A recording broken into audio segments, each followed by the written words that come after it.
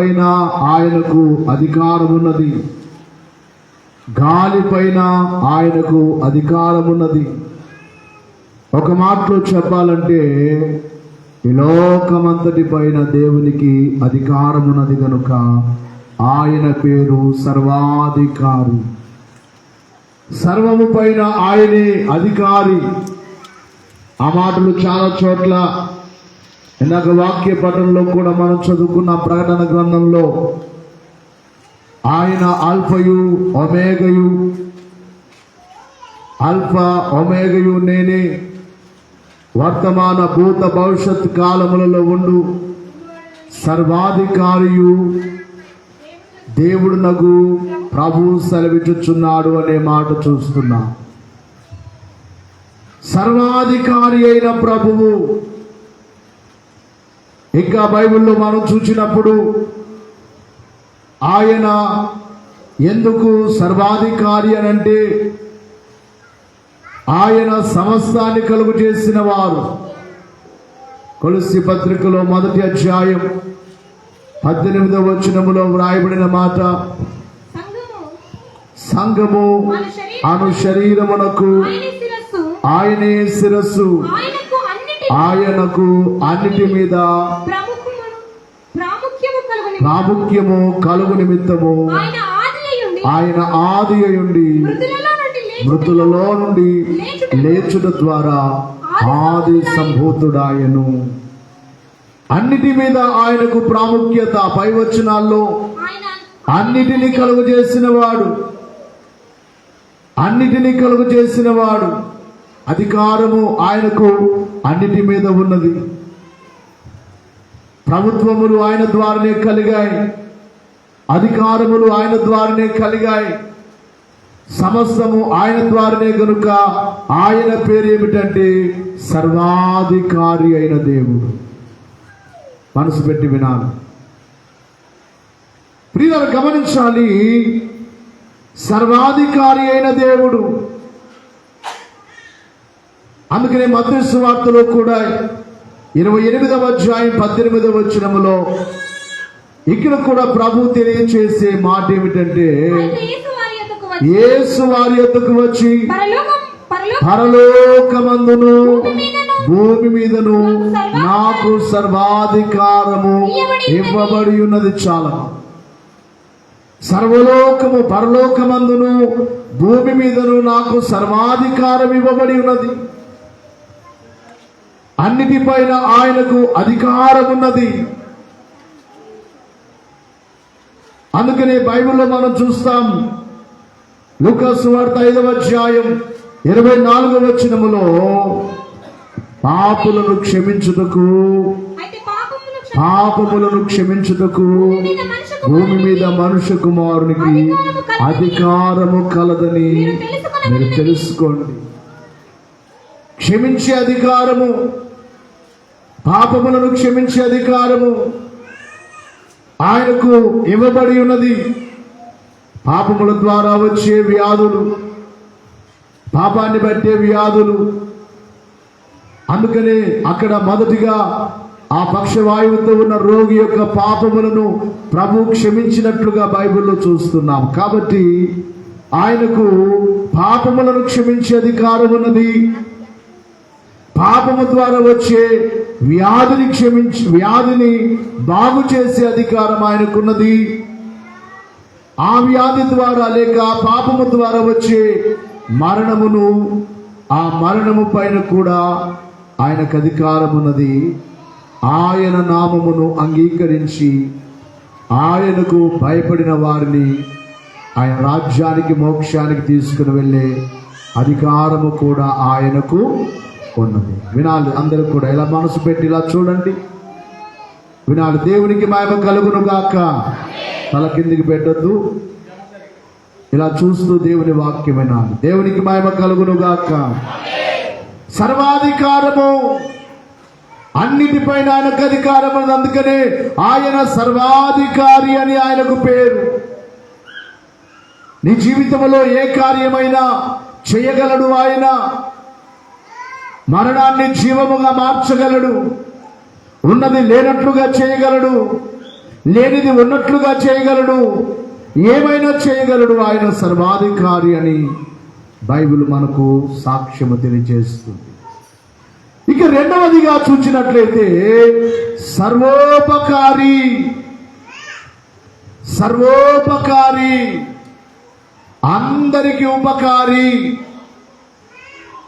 అందరికి మేలు చేస్తున్నాడు దేవుడు. చాలా మంది మాట్లాడుతూ అంటారు, దేవుడు మాకు మేలు చేయలేదు. తప్పు ఆ మాట, చాలా తప్పు ఆ మాట.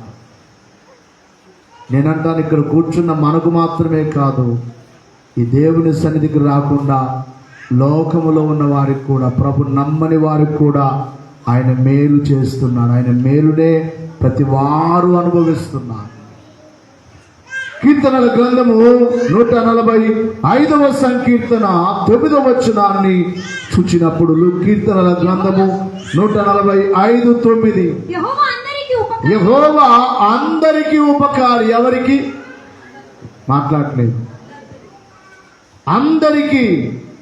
యెహోవా అందరికీ ఉపకారి, ఆయన కనికరములు ఆయన సమస్త కార్యములయందు మీద ఉన్నవి. చాలు. ఉపకారులన్ మించిన ఉపకారి నీకో, ఉపకారి నీకో, ఉపకారి నీవే కావా, ఉపకారి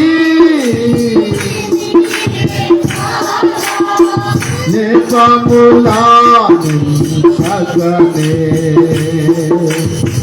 కృపలధికముగా చూపించుమా, కృపలధికముగా అపకారములను మాకు, అపకారములను మాకు ఉపకారి ఉపకారి. దేవునికి మహిమ కలుగునుగాక. మనకెందరో ఉపకారం ఉండొచ్చు, మనకెందరో మేలు చేసేవారు ఉండవచ్చు. అందరికంటే గొప్ప ఉపకారి ఎవరు అంటే దేవుడే. యెహోవా అందరికీ ఉపకారి. ఎందుకు అందరికి ఉపకారి అంటే, అందరూ ఆయన సృష్టిని అనుభవిస్తున్నారు, అందరూ ఆయన ఇచ్చే గాలి పీల్చుకుంటున్నారు. ఆయన గాలి పంపించకపోతే ఏ మానవుడు భూమి మీద బ్రతకడానికి అవకాశం లేదు.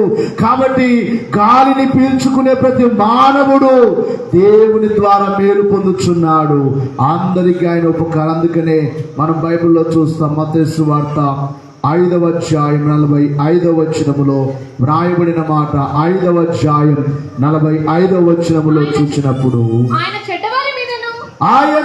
చెడ్డవారి మీదను మంచి వారి మీదను తన సూర్యుని ఉదయింపజేస్తున్నాడు. ఎవరి మీద వినాలి, మీరు మనసు పెట్టట్లేదు, మీరు చాలా బాధగా ఉన్నట్టున్నారు. అయ్యగారు మమ్మల్ని ఇలాగన్నారు, మీ మేలు కోసమే. ఆ బాధ కనపడుతుంది చాలా మందిలో. మరలా ఆత్మీయ తండ్రి అని ఎందుకంటారు నన్ను? అనొద్దన్న లాంటి వారు. మీ మనసులో బాధ ఉంటే అనొద్దు నన్ను. మీ తండ్రి ఒక మాట అంటే ఎలాగో ఉంటారా? వినట్లేదు వాక్యం సరిగా. ఎవరికి ఆయన మేలు చేస్తున్నాడు? మంచివారి మీద. చదవమా. మంచివారి మీదను చెడ్డవారి మీదను ఏం పంపిస్తున్నాడు? ఆయన నమ్మే వారికేనా సూర్యుడు? మాట్లాడు. నమ్మిన వారికేనా? లోకములో ఉన్న వారందరూ ఎవరి కాంతిని అనుభవిస్తున్నారు, ఎవరి కాంతిలో బ్రతుకుతున్నారు అంటే దేవుడు కలుగు చేసిన ఆ సూర్యుడిని కలుగు చేసింది ఎవరు? దేవుడే కదా. మరి ఆ సూర్యకాంతి ద్వారా దేవుడు అందరికి ఉపకారం చేస్తున్నాడా లేదా? మాట్లాడలేదు మీరు. అందరికి ఉపకారం. మంచివారి మీదను చెడ్డవారి మీదను తన సూర్యుడిని ఉదయింప చేస్తున్నాడు. ఎవరు సూర్యుడు అని రాయబడింది ఇక్కడ? నీతిమంతుల మీద ఆయన సూర్యుడు. ఆయన కలుగు చేసిన సూర్యుడిని ఉదయింపజేస్తున్నాడు. నీతిమంతుల మీదను ఎవరు? నీతివంతుల మీదను అనీతిమంతుల మీదను వర్షము వర్షము కురిపిస్తున్నాడు. ఏం కురిపిస్తున్నాడు? వర్షం ఎవరికి? వర్షం ఎవరికి అయ్యమ్మా? దేవుని నమ్మిన వాళ్ళకి ఒకరికేనా? అర్థం అవట్లేదు, అర్థం చేసుకోవట్లేదు. ఎవరికి వర్షము? అందరికీ. పైన చదువుకున్నాం కదా, యెహోవా అందరికీ ఉపకారి. అందరికీ వర్షం, అందరికీ ఎండ, అందరికీ గాలి. అయ్యగారు పాటలో పాడారు, ప్రసిడి వర్ణపు ఎండ, భాగ్య ధారల వాన, విసరు మంచి గాలి, విరియు పుష్పములు రసములకు, పండ్లుని రమ్య ప్రేమను చాటునని తండ్రి గారు పాట. అందరికీ అన్నిటినిచ్చాడు దేవుడు. తినే ఆహార పదార్థములు కానీ, పీల్చుకునే గాలి కానీ, వర్షము, దప్పిక తీర్చే వర్షము, నీరు అందరికీ, వర్షము అందరికీ, గాలి అందరికీ. దేవుడు అందరి కొరకు కలుగు చేశాడు. వారు దేవుని నమ్మినా నమ్మకపోయినా, ఆరాధించకపోయినా యెహోవా అందరికీ ఉపకారం. అపోస్తుల కార్యముల గ్రంథము 10వ అధ్యాయం 34వ వచనం 35వ వచనంలో కూడా చూచినప్పుడు దేవుడు పక్షపాతి కాడని. దేవుడు ఎవరు కాదట? చెప్పండి అయ్యా. పక్షపాతి కారు. పక్షపాతం అంటే, పక్షపాతి అంటే మాట్లాడలేదు. ప్రతి మనిషిలో ఏముంటుంది? పక్షపాతం ఉంటుందా, ఉండదా?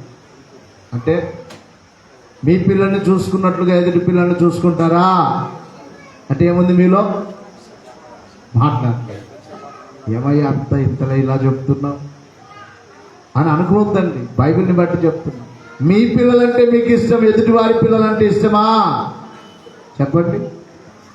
ఏముంది మానవుల్లో? ఏముంది? పక్షపాతం. ప్రతి మనిషిలో పక్షపాతం. తన వారిని చూసుకున్నట్లుగా, తన ఇంటి వారిని చూసుకున్నట్లుగా బయట వారిని చూడలేరు, బయట వారికి ఏదైనా చేయలేరు. కారణం ఏమిటంటే ప్రతి మనిషి పక్షపాతి అయి ఉన్నాడు. అయితే దేవుడు ఎవరు కాదు? పక్షపాతి కాదు. ఆయనలో పక్షపాతం లేదు. కాబట్టి అందరికీ ఏం చేస్తున్నాడు? చెప్పండి అయ్యమ్మా. అందరికీ మేలు చేస్తున్నాడు. మరొక వచనాన్ని కూడా చదవండి. రోమపత్రిక 10వ అధ్యాయము 12వ వచనం. రోమీయులకు రాసిన పత్రిక 10:12. యూదుడని గ్రీసు దేశస్థుడని భేదము లేదు, ఒక్క ప్రభువే అందరికీ ప్రభువుండి తనకు ప్రార్థన చేయు వారికి అందరి ఎడల కృప చూపుటకు ఆయన ఐశ్వర్యవంతుడై ఉన్నాడు. భేదము లేదు. యూదుడని భేదము లేదు, గ్రీసు దేశస్థుడని భేదము లేదు. భేదము లేకుండగా ఎవరైతే తన సన్నిధిలో ప్రార్థన చేస్తున్నారో, ప్రార్థన చేసే వారికి కృప చూపుటకై ఆయన ఏమై ఉన్నాడట? ఐశ్వర్యవంతుడై ఉన్నాడు. దేవునికి మహిమ కలుగును గాక. భేదము లేకుండగా అందరికి కృప చూపేవాడు, భేదము లేకుండగా అందరికి సృష్టినిచ్చినవాడు, భేదము లేకుండగా, పక్షపాతము లేకుండగా అందరి ఎడల ప్రేమ చూపేవాడు దేవుడు. అందుకే ఆయనకు పెట్టబడిన పేర్లలో మరొక పేరు ఏమిటంటే సర్వోపకారి. చెప్పండి అయ్యామా. ఏ ఉపకారి? సర్వోపకారి, అందరికి ఉపకారి. ఇక మూడవ మాట ఏమిటంటే సర్వోపదేశకుడు. యేసువలే బోధించిన వారు ఎవరు లేరు. అందుకే దైవజనుడు మా కీర్తనలో పాడుచు అన్నాడు, యేసువలేనే పలుకువారు ఎవరు లేరని పేరొందినా యేసునామా ఎంతో మధురం. యేసువలే పలికిన వారు, యేసువలే బోధించిన వారు, యేసువలే ఉపదేశించిన వారు, ఉపదేశము చేసిన వారు. ఎన్నో ఉపదేశాలు మానవులకు అవసరమైన ఉపదేశాలు, మేలుకరమైన ఉపదేశాలు, ఆరోగ్యకరమైన ఉపదేశాలు, సమాధానకరమైన ఉపదేశాలు, శాంతి ఉపదేశాలు, ఎన్నెన్నో మానవుని కొరకు ఆయన భూమి మీద ఉన్న దినాల్లో ఉపదేశములు చేసి ఆ ఉపదేశాన్ని అందరికీ చెప్పమన్నారు ప్రభు. అందరికీ ప్రకటించారు. కొన్ని వచనాలు మనం చూసినప్పుడు మార్కు సువార్త 16వ అధ్యాయం 15వ వచనంలో రాయబడిన మాట, మీరు సర్వలోకమునకు వెళ్ళి సర్వ సృష్టికి ఏం ప్రకటించండి? సువార్త ప్రకటించండి. సర్వలోకానికి వెళ్ళండి, నా ఉపదేశాలు చెప్పండి, నా వార్త చెప్పండి అంటున్నాడు. నా రాజ్య వార్త, నా సువార్త ప్రకటించండి. నా పేరు తెలియని వారు ఎందరో ఉన్నారు. నా పేరే తెలియని ప్రజలు ఎందరో ఉన్నారు. నా ప్రేమను వారికి ప్రకటింప కొందరే ఉన్నారు. ప్రభు పేరు ఎరుగని వారు.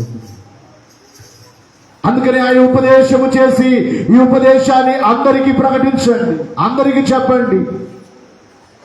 లూకాసు వార్త 9వ అధ్యాయము 2వ వచనములో ఇక్కడ కూడా తన శిష్యులతో చెప్పుచున్న మాటలు, దేవుని రాజ్యమును ప్రకటించుటకును, రోగులను స్వస్థతపరచుటకును వారిని పంపాడు. తన శిష్యులను పంపిస్తున్నాడు. దేవుని రాజ్యమును గురించి మీరు ప్రకటించాలి. పరలోక రాజ్యం అనేది ఒకటి ఉంది. ప్రతి మానవుడి లోకాన్ని విడిచిన తర్వాత, ఈ భూలోకాన్ని విడిచిన తర్వాత ఒక రాజ్యమునకు వెళ్ళాలి. అదే పరలోక రాజ్యము. ఒకవేళ భూమి మీద నీవు పరలోక రాజ్యము కొరకు జీవించకపోతే నీవు నరకానికి వెళ్ళాలి. ఈ ఉపదేశాలన్నీ కూడా తన శిష్యులతో ఆయన భూమి మీద ఉన్నప్పుడే చెప్పి అంటున్నాడు. ఏమనంటే, మీరు సర్వలోకానికి వెళ్ళండి, నా స్వార్థ చెప్పండి, ఇదిగో నా రాజ్యమును గూర్చిన వార్త. అదే అధ్యాయం 60వ వచనములో కూడా చూస్తే, అందుకు ఆయన మృతులు తమ మృతులను పాతి పెట్టుకుని నీవు వెళ్ళి దేవుని రాజ్యమును ప్రకటించుము అని వారితో చెప్పాను. ఒకడు ప్రభును వెంబడిస్తున్నాడు. వెంబడించి అతని యొక్క ఆ శిష్యుని యొక్క తండ్రి మరణించాడు. అయ్యా, నేను పాతి పెట్టి వస్తానన్నా, సమాధి చేసి వస్తానంటే ప్రభు ఏమంటున్నాడు? మృతులు పాతి పెట్టుకుని నీవు వెళ్ళి నా దేవుని యొక్క రాజ్య సువార్తను ప్రకటించు. ఈ ఉపదేశాలు చెప్పండి. నేను ఏ రాజ్యమును గూర్చి అయితే బోధించానో ఆ రాజ్య సువార్త సకల జనులకు సాక్షార్థమై లోకమందంతటా ప్రకటింపబడాలి. కనుక నా రాజ్య సువార్తను ప్రకటించు, నా రాజ్య సువార్తను ప్రకటించండి. దేవునికే మహిమ కలుగును గాక. చేతులెత్తి దేవునికే స్తుతి కలుగును గాక. రాజ్య సువార్తను ప్రకటించినట్లున్నారు. మత్తయి సువార్తలో కూడా 10వ అధ్యాయము 7వ వచనములో వెళ్ళుచు పరలోక రాజ్యము సమీపించి ఉన్నదని ప్రకటన చేయండి. సమీపముగా ఉన్నది, పరలోక రాజ్యము సమీపముగా ఉన్నదని ప్రకటన చేయండి. రోగులను స్వస్థపరచుడి, చనిపోయిన వారిని లేపుడి, కుష్టు రోగులను శుద్ధులుగా చేయుడి, దయ్యములను వెళ్ళగొట్టుడి. మరొక వచనాన్ని మత్తయి సువార్త అదే అధ్యాయములో 27వ వచనము 10:27, నేను మీతో చీకట్లో చెప్పిన మాటలు మీరు ఎక్కడ చెప్పాలంటే వెలుగులో చెప్పండి. మీకు కొన్ని మాటలు నేను చెవిలో చెప్పాను, మీరు మేడల మీద ప్రకటన చేయండి అని తన శిష్యులకు ఆయన ఏ ఉపదేశం అయితే ఉపదేశించారో ఆ ఉపదేశాన్ని సర్వలోకానికి చెప్పమన్నారు. మీకు ఈ రోజున సువార్త ఎందుకు చెప్తున్నారు? దేవుని సేవ వాక్యం ఎందుకు బోధిస్తున్నారు? దేవుని సేవ ఇది ఎవరు అప్పగించిన పని? చెప్పండి అమ్మాయ్యా, ఎవరి పనిది? ఎవరు చెప్పమన్నారు? సొంతముగా చెప్పే మాటలు కాదు. ఆయన ఉపదేశము చేసి ఆ ఉపదేశాన్ని అందరికీ చెప్పమన్నాడు. ఆయన రాజ్యమును గూర్చిన ఉపదేశము మరొక వచనములో కూడా చూచినప్పుడు అపోస్తలుల కార్యముల గ్రంథం 5వ అధ్యాయం 16వ వచనము నుండి 20వ వచనం వరకు త్వరగా చదువు. మరియు యెరూషలేము చుట్టూ నుండు యెరూషలేము చుట్టూ నుండు పట్టణముల జనులు రోగులను అపవిత్రాత్మల చేత పీడింపబడిన వారిని మోసుకొని కూడి వచ్చింది. వారందరూ స్వస్థత పొందిరి. ప్రధాన యాజకులను అతనితో కూడా ఉన్న వారందరూ అనగా సద్దూకైల తెగవారు లేచి మత్సరముతో నిండుకొని అపోస్తలులను బలాత్కారముగా పట్టుకొని పట్టణపు చెరసాలలో ఉంచిరి. అయితే ప్రభువు దూత రాత్రి వేళ చెరసాల తలుపులు తీసి వారిని వెలుపలికి తీసుకుని వచ్చి, మీరు వెళ్ళి దేవాలయములోనికి వెళ్ళి నిలువబడి ఈ జీవమును గూర్చిన మాటలన్నీ ప్రజలతో చెప్పుడని వారితో అనెను. దేవునికి మహిమ కలుగును గాక. ఈ జీవమును గూర్చిన మాటలు చెప్పాలి. దేవదూత వారిని బయటికి తీసుకుని వచ్చి, బయటికి వెళ్ళిపోండి, భయపడవద్దు, చెరసాల్లో వేశారని భయపడవద్దు, కొడుతున్నారని భయపడవద్దు, తిరుగుతున్నారని భయపడవద్దు. ఈ జీవమును గూర్చిన మాటలు. ఏ మాటలు ఇవి? ఈ మాటల్లో జీవముంది, ఈ మాటల్లో నిత్య జీవం. కాబట్టి యేసుక్రీస్తు వారు బోధించిన బోధ ఏమిటంటే సర్వోపదేశకుడుగా ఆయన ఈ లోకములో ఎన్నో ఉపదేశాలు చేసి ఆ ఉపదేశాలు తన శిష్యులకు తెలియచేయమని తెలియజేస్తాడు. ఇక 4వదిగా చూసినట్లయితే ఆయన ఎవరు అని మనము చూసినట్లయితే సర్వోపచారకుడు. ఉపచారము, పరిచర్య, పని. ఈరోజున పరిచర్య యొక్క విలువ తెలియదు. చాలా మంది పరిచర్య పోగొట్టుకుంటారు. పరిచర్య చాలాసార్లు నేను కొన్ని చోట్లకు వెళ్ళినప్పుడు, సంవత్సరానికి ఒక్కసారైనా ఒక మీటింగ్కు నన్ను పిలుస్తారు. అక్కడికి వెళ్ళినప్పుడు ఒక ఆమెను చూస్తూ ఉంటాను. చాలా ధనవంతురాలు, చాలా ఆస్తి ఉందట ఆమెకు. అయ్యగారు నాకు చెప్పారు, ఈమె చాలా ఆస్తి ఉంది, చాలా ధనవంతురాలు. వారింటికి కూడా ఒకసారి బర్త్డే కార్యక్రమం జరిగితే నన్ను పిలిచారు. ఆ పాస్టర్ గారు, అయ్యగారు తీసుకుని వెళ్తే వారింట్లో ప్రార్థన చేస్తాను. నేను ఆంధ్ర ప్రాంతం. ఆమెను నేను ఎప్పుడు వెళ్ళి చూసినా కానీ మీటింగ్ జరుగుతుంటాయి. దాదాపు 4 రోజులు మీటింగ్స్ జరిగితే 4 రోజులు వంట దగ్గరే పనిచేస్తూ ఉంటుంది ఆమె. 4 రోజులు పరిచర్య. సేవకులకు సపరేట్గా చేస్తుంది, సేవకులందరికీ సపరేట్గా తయారు చేస్తుంది. వచ్చిన బిడ్డలందరికీ సపరేట్గా భోజనం. ఒక రకం కాదు, ఆంధ్రాలో ఒక రకం చేయరు, మనలాగా ఒక రకం 2 రకాలు తినరు వాళ్ళు. చాలా రకాల భోజనాలు ఉంటాయి. విసుగుకోకుండా ఒక పూట భోజనం కాదు, ఉదయం టిఫిను, మధ్యాహ్నం భోజనం, రాత్రికి భోజనం. ఇంకా ఆమె ఇంటికి వెళ్ళదు 4 రోజులు. ఏమిటి ఆమె? ఆ పరిచర్య చేయడములో ఆమె తెలుసుకున్నది ఏమిటంటే ఆశీర్వాదం ఉంది. ఏముందమ్మా? ఈ భోజనాలు పెట్టాలంటే పెద్ద తిప్పలు అయిపోయింది. అంత భోజనం చేసిన తర్వాత ప్రతి సంఘంలో కంప్లైంట్ నాకేంటంటే, అయ్యా పాత్రలు కడక్కుండా వెళ్ళిపోయానయ్యా. ఏం కడగకుండా? నేను చెప్పాలనుకున్నాను, అలాగే ఉంచండి అమ్మా, వీలైతే రాత్రికి మేము వచ్చిన తర్వాత పాస్టమ్మ, నేను, మా పిల్లలం మేము కడుక్కుంటాం. పాత్రలు కడగడానికి కొంతమందికి విసుగు,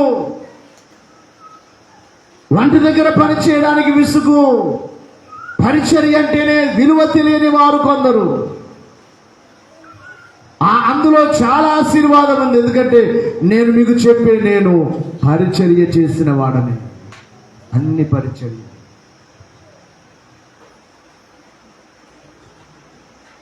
మీలో నన్ను పాతవారు చూసింటారు, కానీ నేను షాల్లో ఉన్నప్పుడు అంత పెద్ద ఆల్టర్ తెల్లవారుజామున 3 గంటలకు చలికాలంలో కూడా భయంకరమైన ఎముకలు కొరికే చలిలో కూడా చల్లనీళ్ళతో స్నానం చేసి, ఇక బాస్పల్ నుంచి ఆశీర్వాదం ఇక్కడికి వచ్చింది. నేను చెప్పే మాటలు మీకు ఒకవేళ అబద్ధం అనిపించవచ్చు. దేవుని సన్నిధిలో అబద్ధం చెబితే నేను శాపగ్రస్తుని. ఆ తల్లి చాలాసార్లు ఆమె శాలకు వచ్చేది కదా, ఏమ్మా ఆల్టర్ క్లీన్ చేసేవాడినా ప్రతి వారం తెల్లవారుజామున లేచి. ఎంత పెద్ద ఆల్టర్ అది! ఈ మందిరంలో సగం ఉంటుంది ఆల్టర్. ఎనికి భాగం అంతా, ఆ పై భాగం అంతా తుడిచేవాడిని. ఆ సన్నిధి కుర్చీలు వెనక్కి, పెద్ద సన్నిధి కుర్చీలు వెనక్కి వెళ్ళి తుడిచేవాడిని. మరలా కుర్చీలు పక్కన పెట్టి ఆ భాగం అంతా తుడిచేవాడిని. ఆ సాపను క్లీన్ చేసేవాడిని, ఆ వస్త్రాలు ఉతికేవాడిని, చైర్స్ అన్ని తుడిచేవాడిని. ఎక్కడ మరక కనపడకూడదు. దేవుని సన్నిధి ఆ శుద్ధి చేసే భాగ్యం, అది భాగ్యముగా భావించి. నాకెందుకు అనిపించి ఆ దినాల్లో అయ్యగారు అమ్మగారు నాతో అనేవారు, అబ్బాయి నీకు వస్త్రాలు కావాలంటే, బట్టలు కావాలంటే డబ్బులు తీసుకో. వారి దగ్గర 100-200 అడిగి ఇప్పించుకోవడం నాకు ఇష్టం లేక ప్రతి వారం నాకు ఎందుకో ప్రతి వారం కొత్త బట్టలతోనే తొడవాలని ప్రేరేపణ కలిగేది. అప్పట్లో నేను బస్సు దిగి, ఆ బస్ స్టాండ్లో బస్సు దిగి కొంచెం ముందుకు వెళితే అక్కడ ఒక షాప్ ఉంటుంది. టవాల్స్ తీసుకునేవాడిని, కొత్త టవాల్స్. సన్నిధి కుర్చీలు ప్రతి వారం కొత్త టవాల్తో, ప్రతి వారం కొత్త టవాల్ తీసుకొని ఆ టవాల్తో తుడిచిన సందర్భాలు ప్రతి వారం. అయ్యగారు అనే అబ్బాయి ఏమైనా కావాలంటే అడుగు. నేను అడిగేవాడిని కాదు, ఎందుకంటే చిన్నది పెద్దది ఎందుకు తీసుకోవాలి దైవ సేవకుంటే. పరిచర్య విసుగుదల లేదు. ఇంకొక మాట ఏమిటంటే ఆ షాల్లో చాలా కార్యక్రమాలు, కొన్ని వేల సార్లు కార్యక్రమాలు చేసే భాగ్యం దేవుడు నాకు ఇచ్చాడు. పరిచర్య, ఆ పరిచర్యలో ఎంత ఆశీర్వాదం. ఒక రోజున ఖమ్మం వెళ్ళా, చాలా మీటింగ్స్కి వెళ్ళా. ఆ మీటింగ్లో అయిపోయిన తర్వాత అందరూ భోంచేశారు. పాత్రలన్నీ అలాగే పెట్టారు, పెద్ద పెద్ద డేక్ష. మీటింగ్ అయిపోయింది, అందరూ భోంచేసి అందరూ వెళ్ళిపోయారు. అప్పుడు సేవకులం మేమే మొత్తం ఆ పాత్రలని మేమే శుద్ధి చేసి తల మీద పెట్టుకొని లారీలోకి లోడ్ చేసుకుంటున్నాం. ఆ తల మీద ఎత్తుకొని వచ్చేటప్పుడు ఒక అతను, కడప జిల్లా అతను, ఆ సేవకు నాతో ఒక మాట అన్నాడు, బ్రదర్ నేను ఇంటికి వెళ్ళిపోతానన్నా. నేను వెళ్ళిపోతాను అన్నాడు ఆ క్యాండిడేట్. ఎందుకు అన్నా, నేను పని చేయడానికి రాలేదు. నాతో అన్నది ఆ మాట, నేను పని చేయడానికి రాలేదు, సేవ చేసేకొచ్చానన్నాడు. సేవ అంటే ఏంటి? బైబిల్ పట్టుకుని బోధించేది ఒకటేనా సేవ? యేసుక్రీస్తు వారు ఏమంటున్నారంటే, నేను పరిచర్య చేయించుకోవడానికి రాలేదు, చేయడానికే వచ్చాను అన్నా. పని చేయడానికే వచ్చాను, పని చేయడానికే. దేవుని యొక్క వాక్యములో మనం చూసినప్పుడు చాలా విషయాలు పరిశుద్ధ గ్రంథములో మనకు కనబడుచు ఉన్నాయి. ప్రభు చెప్పిన మాటలు మార్కు సువార్త 10వ అధ్యాయం 45వ వచనములో చూచినప్పుడు, మార్కు సువార్త 10:45, మనుష్య కుమారుడు పరిచారం చేయించుకున్నటకు ఎందుకు రాలేదు అంటున్నాడు అంటే, పరిచారము చేయించుకోవడానికి రాలేదు గాని పరిచారము చేయుటకును అనేకులకు ప్రతిగా విమోచన క్రయధనముగా తన ప్రాణమును ఇచ్చుటకును వచ్చాడు. ఎందుకు వచ్చాడట ప్రభు భూమి మీదికి? అర్థమవ్వలేదు. పరిచర్య చేయించుకోవడానికి వచ్చాడా, పరిచర్య చేయడానికి వచ్చాడా? చెప్పండి. ప్రభు మాటలే, నేను సొంత మాటలేం చెప్పట్లేదు, ప్రభు చెప్పిన మాటలే ఇవి. ఈ ప్రసంగం కూడా దైవజనుడు అందించిన ప్రసంగం. దైవజనుడి యొక్క ప్రసంగం, బైబిల్ని బట్టే అయ్యగారి బోధలను. దేవునికి మహిమ కలుగును గాక. ఒక అయ్యగారు ఉండేవారట బైబిల్ విషయంలో, దైవజనుడి దగ్గర ఉండే శిష్యుడు, గొప్ప బోధకుడు, గొప్ప ప్రవచన వరం కలిగిన అయ్యగారు. వచ్చిన వారందరికీ ఆయనే ప్రార్థన ఆరంభం కాకముందే వంట తయారు చేసేవాడట. ఆయన మరలా కార్యక్రమానికి వచ్చేవాడు. చాలా గొప్ప సేవకుడు, ప్రెసిడెంట్ గా కూడా పనిచేశాడు బైబిల్ విషయంలో. పరిచర్యలో ఎంతో ఆశీర్వాదం ఉన్నది. ఎందుకంటే మన ప్రభువే ఆయన చెప్పుచున్న మాట, నేను పరిచర్య చేయడానికి వచ్చాను. ఎందుకు వచ్చాను? అమ్మా, పరిచర్య విలువ తెలిసిన వారు పరిచర్య చేయకుండా ఉండలేరు. అది దేవుని పిల్లలకు చేసే పరిచర్య కావచ్చు, వడ్డించే పరిచర్య కావచ్చు, వంట దగ్గర పరిచర్య కావచ్చు, దేవుని సేవకులకు చేసే పరిచర్య కావచ్చు, ఏదైనా కావచ్చు. పరిచర్యలో ఎంతో ఆశీర్వాదం. అది చేసి ఆశీర్వాదాన్ని పొంది మీకు చెప్తున్నాను. ఈరోజు ఇంత సేవ నేను అనుకుంటాను, ప్రభు నాతో బయటకు వచ్చినప్పుడు చెప్పిన మాట, నీ ద్వారా నేను ఎంతో పని చేయించుకున్నాను, కాబట్టి ఆ పని ఆశీర్వాదం కూడా నీకు ఉంది అన్నారు ప్రభు. ఆ పని ఆశీర్వాదమే. ఈరోజు ఇంటి పని ప్రారంభించాం. ఈ వారంలో కూడా ఐరన్ తెచ్చాం 13,000. ఏం కావాలో ఇప్పటి వరకు అప్పు చేయలేదు. ఆ 13,000 కూడా ప్రభు కార్యం చేశారు. ఈ వారంలో నిన్నొక్కరోజే ప్రయాణం లేదు, శుక్రవారం ఒకటే ప్రయాణం లేదు, సోమవారం నుంచి కంటిన్యూగా కార్యక్రమాలు, రోజు డీజల్. దేవుడు ఎలా జరిగిస్తున్నారో ఇది నాకు అర్థము కాదు. అయ్యగారు అన్నారు, ప్రభువు కొరకు పని చేస్తే ఆయన ఏం చేయడట, మనకు బాకీ పడు. ప్రభువు నిమిత్తమై చేస్తే, ప్రభువు కొరకు పని చేసిన తాను వారికి బాకీ పడడు. సభ నిమిత్తము చేసినది తన సొంతమన్నట్లే ఎంచును. సభ కొరకు, సంఘము కొరకు ఏమి చేసినా, అందుకే మీకు చెప్తున్నాను, మీకు ఏ పని అప్పగించినా, ఈ మందిరం కడిగే పని కావచ్చు, ప్రతి వారంలో గురువారమేమో ఇక్కడ బస్వా ఎస్తేరు వారు, అలాగే వారి యొక్క బోయాజు కుమార్తెలు, ఆ పిల్లలు వచ్చి ప్రతి గురువారం ఈ మందిరం క్లీన్ చేస్తారు. మంచిది, పరిచర్య మంచిది. అలాగే శనివారం ఇక్కడున్న యవన కుమార్తెలందరూ, కురుగోల్లో ఉన్న కుమార్తెలందరూ కూడా వచ్చి మందిరం అంతా క్లీన్ చేస్తారు. ఆల్టర్ కుమారులు చేస్తారు. మంచిది. పరిచర్యలో ఆశీర్వాదం. పరిచర్య చేసినందుకు ఎస్తేరు, ఆ కుమార్తెకు, బస్వా ఎస్తేరుకు దేవుడు ఫస్ట్ డాక్టర్లు చెప్పిన మాట, సంతానము కలగదు అన్న. బాధపడ్డారు. మాతో వచ్చి చాలా బాధపడ్డారు.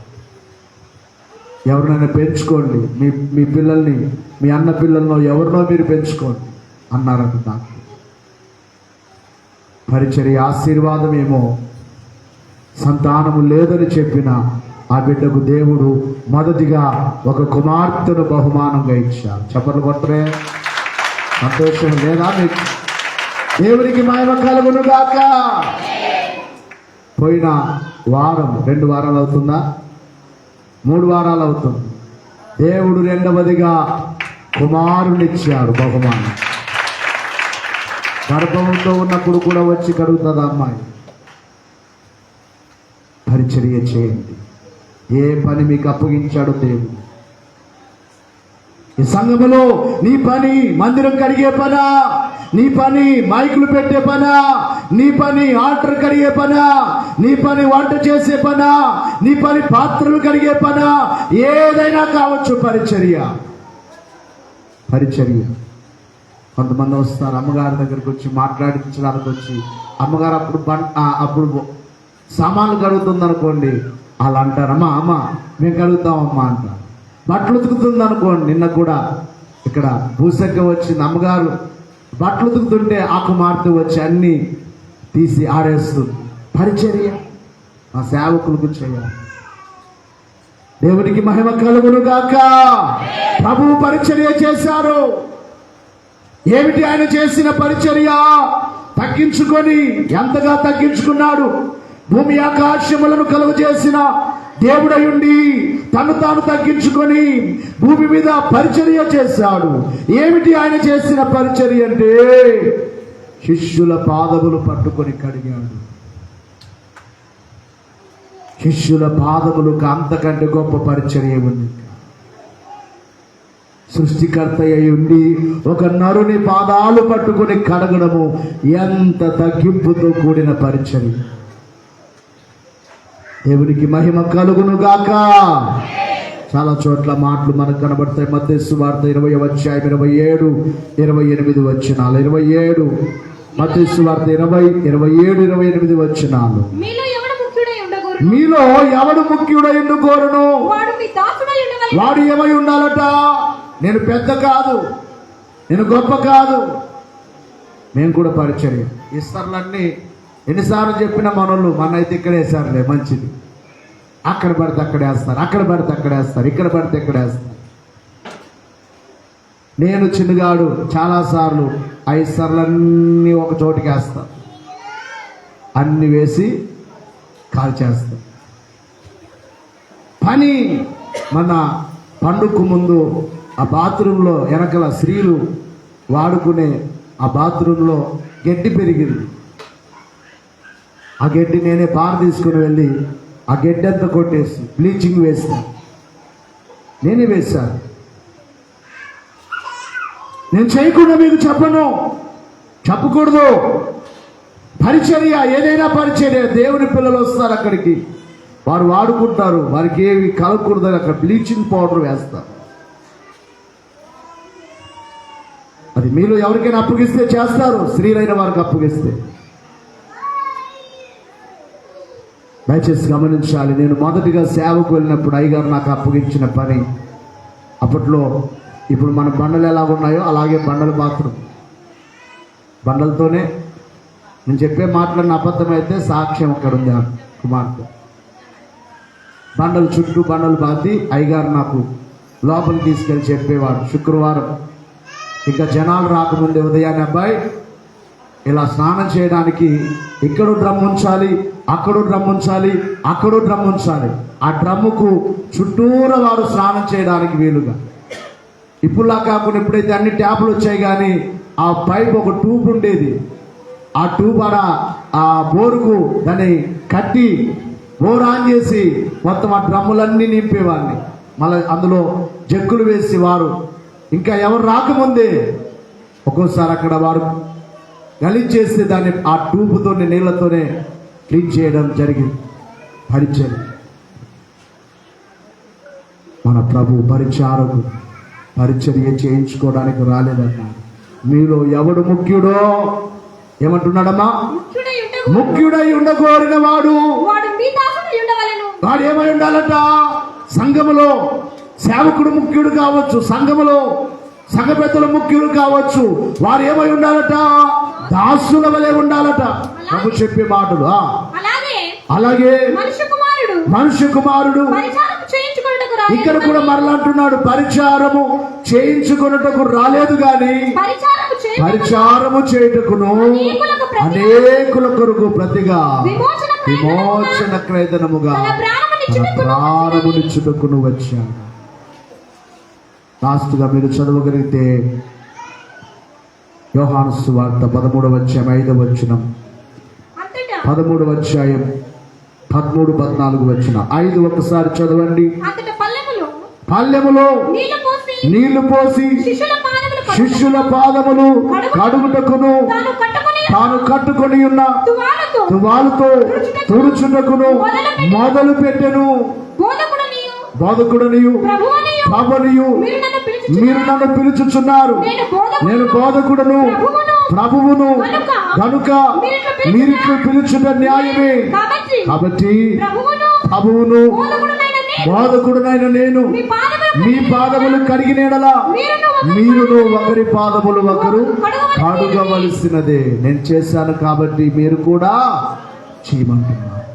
లేచి నిలబడదాము. చివరి అందరు లేచి నిలబడాలి. చివరిలో ఫోన్ చేసి త్వరగా రమ్మను.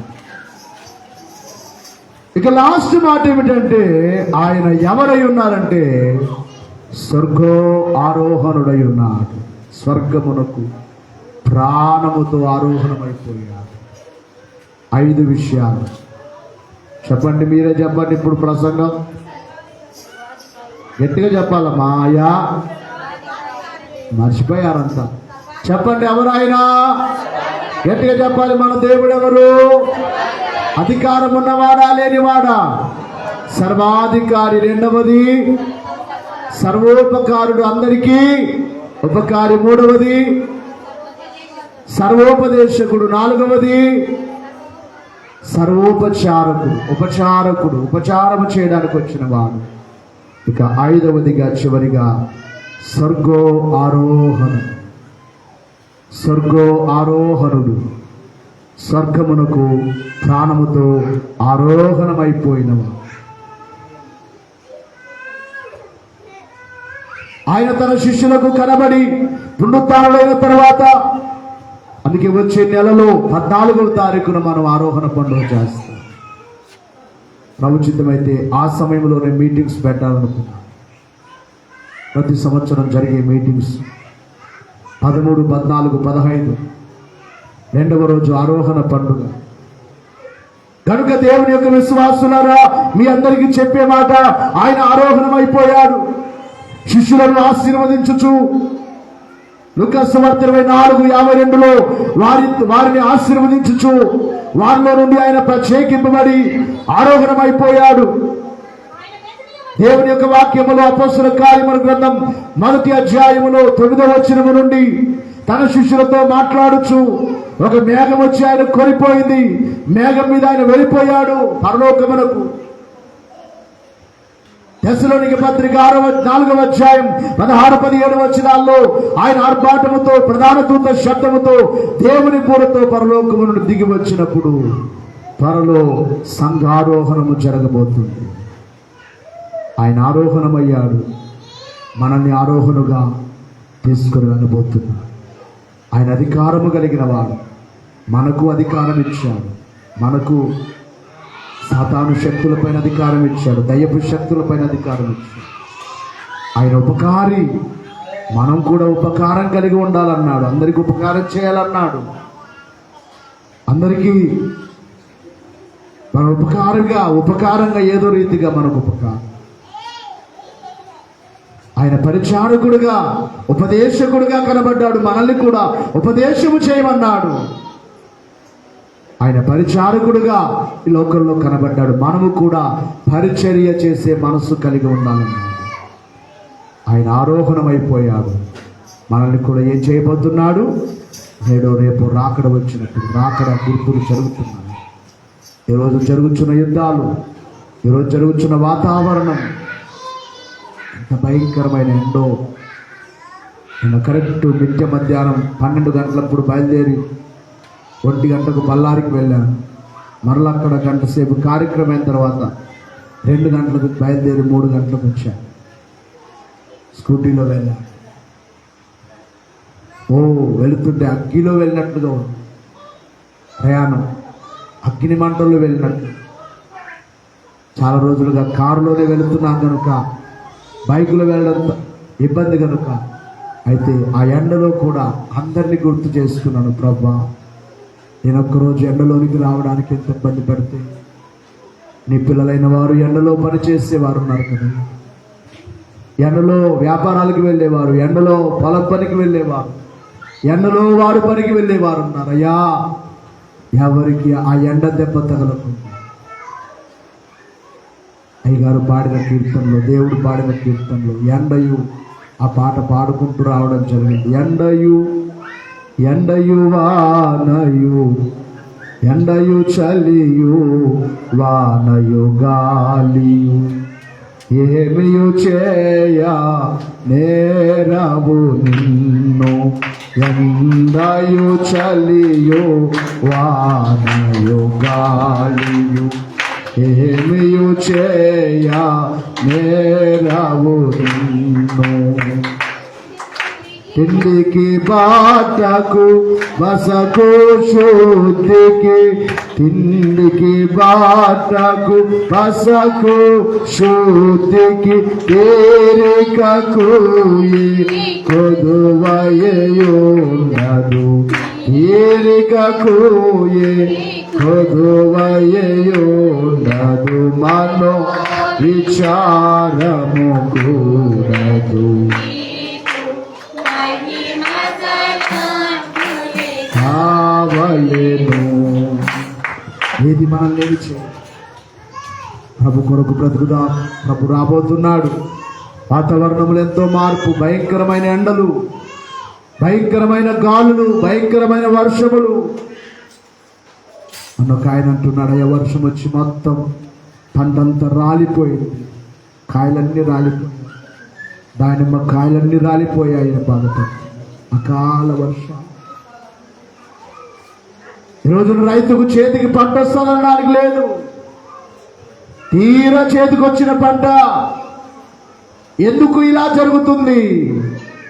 ప్రభు రాబోతున్నాడు. తన సంఘమును ప్రాణముతో కొనిపోవడానికి ఆరోహణుడైన ప్రభు తన సంఘారోహణం చేయడానికి తీసుకుని వెళ్ళడానికి రాబోతున్నాడు. కనుక ప్రభు రాకకు సిద్ధపడదాం, మేఘమెక్కుదాం. అనునిత్యము దైవ తలంపు కలిగి, క్రమము కలిగి, భక్తి కలిగి దేవుల్లో వర్తిరుదాం.